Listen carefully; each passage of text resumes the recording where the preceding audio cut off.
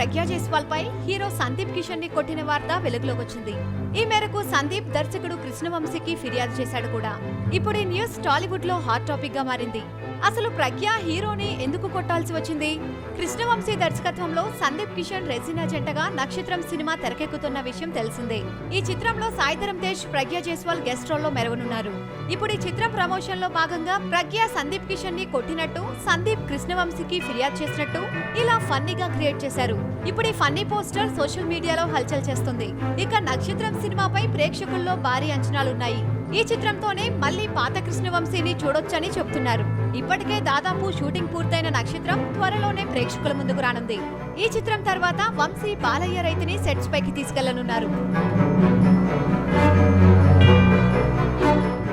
Subscribe చేయడం మర్చిపోకండి. వీలైతే లైక్, కుదిరితే కామెంట్ పెట్టండి. ఇలాంటి ఇంట్రెస్టింగ్ బ్రేకింగ్ బిగ్ న్యూస్ మాకు తెలిసిన వెంటనే మీకు తెలియజేస్తాం. మాతో టచ్ లో ఉండండి.